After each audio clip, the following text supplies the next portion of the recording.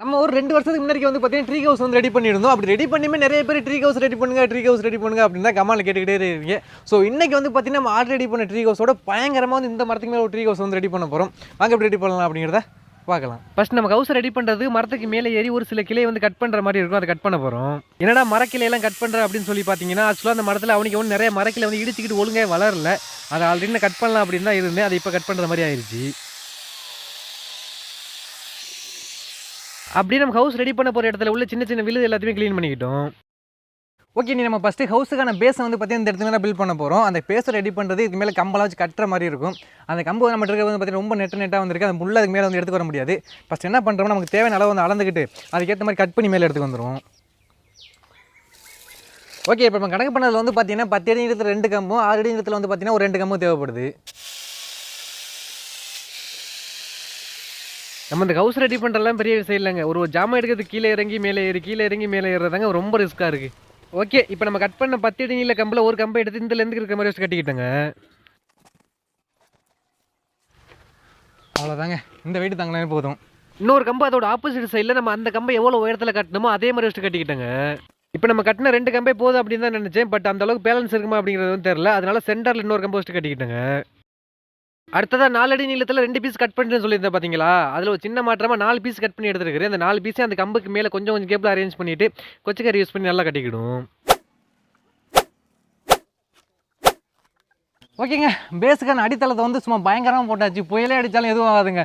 அந்தளவுக்கு பேலன்ஸாக வந்து இருக்குது. இதுக்கு மேலே என்ன பண்ண போகிறோம்னா ப்ளேவுட் வந்து போட போகிறோம். 6க்கு 4 அப்படின்ற சைஸில் தான் ப்ளேவுட் வந்து எடுத்துருக்கிறேன். இந்த ப்ளேவுட் நாங்கள் மேலே கொண்டு போய் சீட் பண்ணுறதுக்குள்ள பட்ட பாடு இருக்கு. அடையே எங்கள் அப்பா கொண்டு போய் ரொம்பவுமே ரிஸ்க் ஆகி போச்சுங்க. பாரியா ரியலாக சொல்கிறேன், வீட்டுக்கான பேஸை வந்து பயங்கரமாக ரெடி பண்ணிட்டோங்க. நீங்கள் பார்த்தீங்கன்னா தெரியும், இங்கே பாருங்கள் எந்த அளவுக்கு இருக்குன்னு சொல்லிட்டு. அப்படி கால் நீட்டி படுத்தோம்னா வா வெறி தனங்க, நல்ல ஒரு காத்தோட்டமும் இருக்குது. ஓகே, அடுத்து என்ன பண்ணுறோம், இந்த ப்ளேவுட் இருக்குல்ல சும்மா விட்டோம்னா அங்கிட்டு சேக்காகுது. அது சேக்காம இருக்குது. இந்த ப்ளேவுட்டு கீழே ஒரு கம்பு இருக்குல்ல அதுலேயே சேர்த்து அப்புறம் ஸ்க்ரூ வந்து ஏற்றிக்கிடுவோம். அவ்வளோதாங்க, நமக்கு பேஸில் கம்ப்ளீட்டாக ஒர்க் வந்து முடிஞ்சிருச்சு. நம்ம ஹவுஸ் தான் வந்து பயங்கரமாக ரெடி பண்ணணும். பட் அதில் சின்னதாக ஒரு பிளான் வந்து சேஞ்சு என்னன்னா, நம்ம கம்பு வந்து அப்படி இப்படி கட்டலாம் பார்த்தது. பட் அப்படி கம்பு வந்து கட்டிட்டோம்னா நம்ம ஒரு விஷயம் வந்து பண்ணலாம், ஒரு பிளான் வந்துருக்கு, அதை வந்து பண்ண முடியாது. என்ன அப்படி வந்து ஃபைனலாக வந்து சொல்கிறேன். அதனால் இப்போ என்ன பண்ண போகிறோம்னா, ஸ்கொயர் பைப் இருக்குல்ல அதை போட்டு கரெக்டாக வெல்ட் அடிச்சு தான் வீட்டுக்கான ஸ்ட்ரக்சர் வந்து கொண்டு வர போகிறோம்.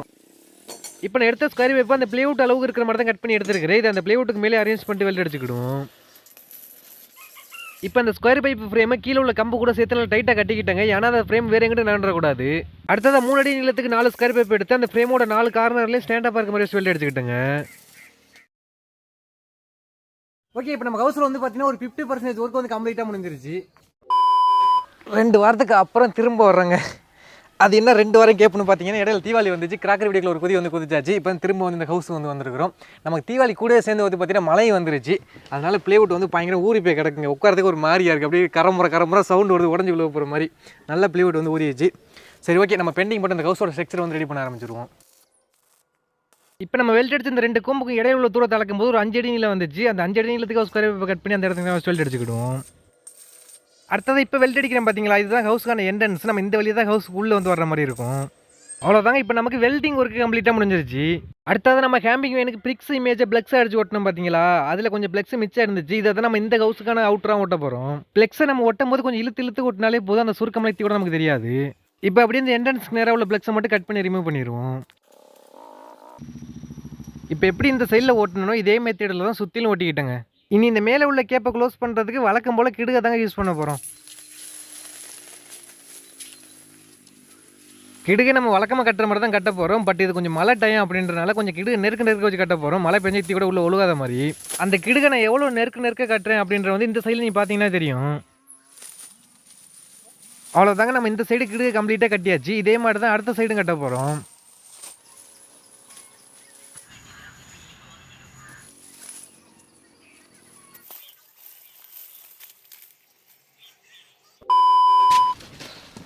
நம்ம அந்த 2 சைடும் வந்து பார்த்தீங்கன்னா சிம்பிளாக வந்து கிடுகை கட்டிட்டோம். பட் டாப்பில் கட்டுறதா மெயின், உள்ள தண்ணி லீக் ஆகாமல் கட்டணும். அது கட்டுறதா கொஞ்சம் ரிஸ்க் 5 வீடியோவில் வந்து காட்ட முடியல. அப்படி இப்படி கம்பியை சொருகி நல்லா டைட்டாக கட்டிட்டோங்க. ஓகேங்க, இனி எவ்வளோ காற்று அடித்தாலும் சரி மழை பெஞ்சாலும் சரி நம்ம வீட்டுக்கு வந்து ஒன்றாகாது. அந்தளவுக்கு வந்து பார்த்தீங்கன்னா ஸ்ட்ராங்காக வந்து வீட்டை ரெடி பண்ணிட்டோங்க. அவ்வளோதாங்க, ஆல்மோஸ்ட் நம்ம ட்ரீ ஹவுஸில் ஒர்க் வந்து முடிஞ்சிருச்சு. இந்த ஹவுஸுக்குள்ளே நம்ம ஸ்டே பண்ணுறதுக்கு என்னென்ன தேவை எல்லா வசதியுமே ரெடி பண்ணி வச்சிருக்கிறோம். அதை பார்க்குறதுக்கு முன்னாடி நம்ம ஹவுஸோட அவுட்லுக் எப்படி இருக்குது அப்படிங்கிறத ஒன்ஸ் பார்த்து வந்துருங்க.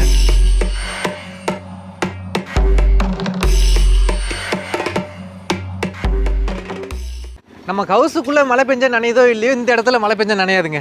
இந்த இடத்த பாருங்களேன், நம்ம ஹவுஸுக்கு கீழே அப்படியே அந்த ப்ளே விட்டு போட்டோம்ல, ரொம்ப வந்து ஒரு பேஸ் வந்து நல்லா இருக்குது. இந்த இடத்துல ஸ்டே பண்ணிடலாம் அப்படின்னு நினைக்கிறேன். சும்மா ஒரு பண்ணு. ஓகே, இப்போ ஹவுஸுக்குள்ளே வந்து போயிட்டு நம்ம ஹவுஸுக்குள்ளே என்னென்ன பண்ணி வச்சுருக்கிறோம் அப்படிங்கிறத வந்து பார்த்துருவோம். அப்பா நல்லா ஜம்முன்னு இருக்குங்க உள்ள. அப்படி வாங்க வாங்க வாங்க வாங்க, போதும் போதும், அப்படியே அவங்க உள்ளே போயிடுவோம். அவ்வளோதாங்க. அவ்வா நல்ல ஒரு பீஸ்ஃபுல்லாக ஜம்முன்னு இருக்குங்க. ஓகே, இப்போ நம்ம ஹவுஸுக்குள்ளே என்னென்ன பண்ணியிருக்கிறோம் அப்படிங்கிறத வந்து சொல்லிடுறேன். வழக்க போல் RGB லைட் வந்து பார்த்தீங்கன்னா சுற்றி வந்து ஆட் பண்ணியிருக்கிறோம். அதை ஆன் பண்ணிடுவோம். அதை போட்டால் தாங்க ஹவுஸுக்கான லுக்கே வந்து கிடைக்கிது. சும்மா ஜக ஜோதியா. நல்லா இருக்கா? கேமரா தெரியாது இல்லையா? ஓகே தானே? இங்கே பாருங்கள், சுற்றிலும் இருக்குது. அதே போல் உள்ளே வந்து பார்த்தீங்கன்னா ரொம்ப இருட்டாக வந்துருக்கும். அதுக்கு வந்து பார்த்தீங்கன்னா மேலே சின்னதாக ஒரு டியூப் லைட் வந்து கட்டியிருக்கிறோம். உங்களுக்கு கேமரா தெரியாது, அந்த சைடில் இருக்குது. ஆன் பண்ணிடுறேன்.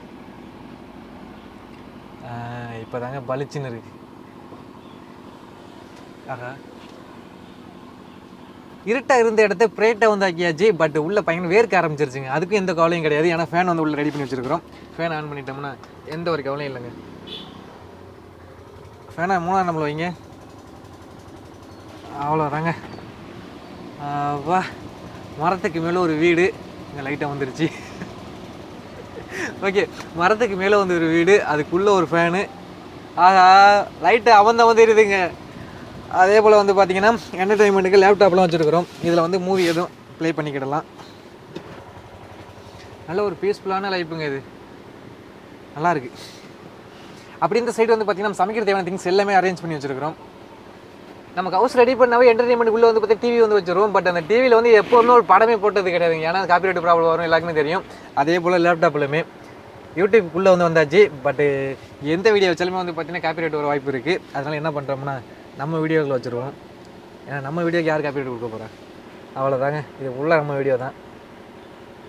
இதில் எந்த வீடியோ வைக்கலாம்? ஓகே, இப்போ ரீசெண்டாக அந்த பிளாஸ்மா கேனன் போட்டோம்ல, அதை ஆன் பண்ணிடுவோம். சவுண்ட் அண்ட் விசுவல் வந்து பார்த்தீங்கன்னா ஒரு கிராக்கர் மாதிரி தான் இருக்கும். வாங்க எப்படி ரெடி பண்ணலாம் அப்படிங்கிறத பார்க்கலாம். அவ்வளோதாங்க, ஒரு பிக் ஸ்க்ரீனில் நம்ம மூவி வந்து ஓடிக்கிட்டு இருக்கு. இது என்டர்டெயின்மெண்ட்லாம் இல்லை, ஏன்னா இதை ஆல்ரெடி நான் எடிட் பண்ணும்போது 30 தடவை பாட்டேங்க. இருந்தாலும் நம்ம வீடியோக்காண்டி வந்து பார்த்தீங்கன்னா இதை தான் ப்ளே பண்ணலாம். வேறு எது ப்ளே பண்ண காப்பிரைட் வரும். ஓகே, இது அப்படியே ஒரு சைடு வந்து ஓடிக்கிட்டு இருக்கட்டும். இதெல்லாம் சொல்கிறேன், செம்ம ஹாப்பியாக இருக்குங்க. மரத்துக்கு மேலே ஒரு வீடு. அங்கே பாருங்க. வா, வெளியே இருட்டாக இருக்கா, பட் உள்ளே வந்து பாருங்கள். அவ்வளோதாங்க. நல்லா நம்ம கம்ஃபர்டபுளாக ஸ்டே பண்ணுறதுக்கும் பிளேஸ் வந்து இருக்குது. நல்லா காலை நீட்டி தூங்கலாங்க, அந்தளவுக்கு பிளேஸ் இருக்குங்க. அப்படியே படுத்துட்டு லேப்டாப் இருக்கு, ஒரு மூவியை பார்த்துட்டு ஒரு தூக்கத்தை போட்டுடலாம். அப்படி பசிச்சுன்னா இந்த சைடு வந்து பார்த்தா சமைக்கிற தேவையான திங்ஸ் எல்லாமே இருக்குது. சமைச்சு சாப்பிட்டுக்கிடலாம். நம்ம ஹவுஸுக்குள்ளே வந்து பார்த்தீங்கன்னா ஒரு ஆள் ஸ்டே பண்ணுறது கிடையாது, 2 ஆள் ஸ்டே பண்ணுறது கிடையாது. கிட்டத்தட்ட 4 ஆள் ஸ்டே பண்ணுற அளவுக்குள்ள பேஸ் வந்து இருக்குங்க. அதனால் ஒரு கெஸ்ட்டை வந்து இன்வைட் பண்ண போகிறோம். கார்த்திக் முடியா எவ்வளோ நேரம் வெளில நிற்கிறது? வாப்பா வாப்பா வாப்பா, பார்த்தா வாப்பா. ஏ கார்த்திக், வெளில வாடா, ஒளிஞ்சிருக்காம. எப்போ உங்கள் எக்ஸ்பீரியன்ஸ் எப்படின்னு இருக்குது? நல்லா இருக்கானே? நான் சொன்ன மாதிரி இங்கே பாருங்க, பேச இன்னும் 4 ஆள் உட்காரலாம், அந்தளவுக்கு பேச பயங்கரமாக இருக்குது. பட் நம்ம வீட்டுக்கு வந்து பார்த்தீங்கன்னா கார்த்தி வந்து வந்திருக்கிறப்பல இவருக்கு என்ன பண்ண போகிறோம், ஜூஸ் வந்து போட்டு கொடுக்க போகிறோம். நம்ம ட்ரீ ஹவுஸில் உட்காந்து என்ன ஜூஸ் போட போகிறோம் பார்த்தீங்கன்னா, ஆரஞ்சு பழம் ஜூஸ் தான் போட போகிறோம். ஆரஞ்சு பழம் ஃப்ரெஷ்ஷாக வந்து பார்த்தீங்கன்னா வாங்கிட்டு வந்தாச்சு. கார்த்தி இந்த இலையை எடுவேன். என்ன பண்ணுறோம்னா ஆரஞ்சு பழத்தை அப்படியே பிரித்து போட்டு நம்மகிட்ட மிக்ஸி வந்து இருக்குது, மிக்ஸியில் அரைச்சி அப்படி ஜூஸ் ஆக்கிடுவோம். ஃபஸ்ட் என்ன பண்ணுறோம்னா ஆரஞ்சு பழத்தை உரிக்கிறோம். சே, ஃபேனோட இலை பறக்குது. இந்த மூலையில் ஒரு ஆரஞ்சு பழம். கார்த்தி உரி, கார்த்தி உரி உரி. உரிக்க தெரியாதா? டே, ஆரஞ்சு உரிக்க தெரியாதா? டே, ஆரஞ்சு உரிக்க தெரியாதுங்கிறா. அது வந்து சாத்து கட்டுற நீ சொல்கிறது, அது டைட்டாக இருக்கும். இது ஆரஞ்சு பழம் லைட்டாக எங்கள் தோல் லைட்டாக தாண்டா இருக்கும்.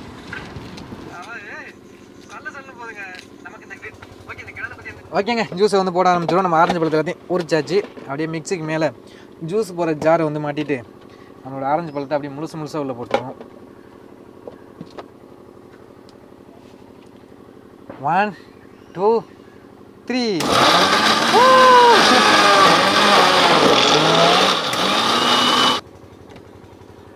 போதும்.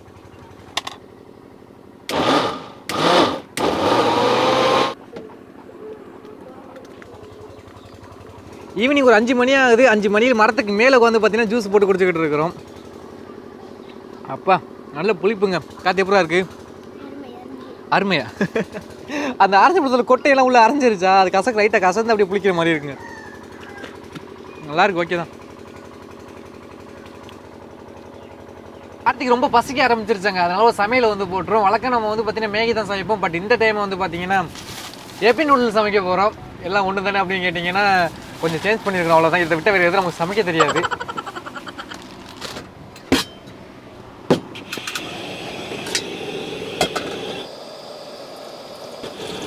நம்ம இதுக்கு முன்னாடி வந்து பார்த்தீங்கன்னா மிரரை யூஸ் பண்ணி ஒரு சீக்ரெட் ரூம் வந்து ரெடி பண்ணியிருந்தோம். அதுக்குள்ளே இந்த ஸ்டவ்வை பற்ற வச்சதாங்க தெரியும். பயங்கரமாக அனைத்து எப்படி வேர்க்க ஆரம்பிச்சிருச்சு. பட் இந்த இத்தி கூட வேறு வந்து கிடையாதுங்க. ஏன்னா இவ்வளோ பெரிய ஃபேன் வந்து உள்ள ஓடிக்கிட்டு இருக்கு. நல்ல ஒரு என்ன சொல்கிறது, செம்மையாக இருக்குங்க. தண்ணி நல்லா காஞ்சிருச்சுங்க. அப்படியே இப்போ நூடுல்ஸ் உள்ள போட்டுருவோம். என்ன தான் நம்ம உடைக்காமல் போடணும்னு நினச்சாலும் தாச்சி பற்ற மாட்டேங்குதுங்க. ஊற்றின தண்ணி எல்லாமே வற்றிருச்சுங்க. ஓகே, இந்த சமயத்தில் பொடியை வந்து போடணும். பொடியை போட்டுருவோம்.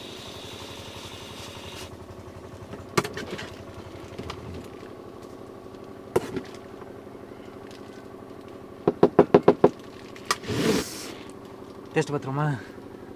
எடுத்துக்கடா.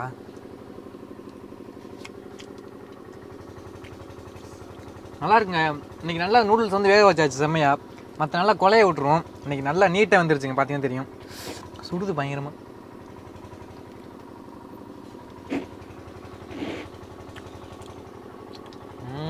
இப்போ நம்ம ஹவுஸோட நைட் வியூ எப்படி இருக்குது அப்படிங்கிறத பார்த்துருவோம். அப்படியே ஹவுஸுக்குள்ளே ஒரு ஸ்டுடியோ அளவுக்கு நல்லா கிளியராக இருக்குங்க.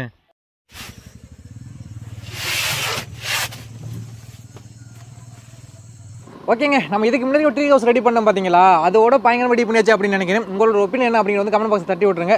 அதே போல் இந்த வீடியோக்கு 20 லைக் மட்டும் கொடுத்துட்டீங்கன்னு வச்சுங்களேன், 24 ஹவர்ஸ் அந்த மரத்தை விட்டு கீழே இறங்காமல் ஒரு சேலஞ்ச் வந்து பண்ணுவோம். அது எப்படிங்கிறது உங்களோட கையில் தான் இருக்குது. நெக்ஸ்ட் வீடியோவில் மீட் பண்ணலாம்.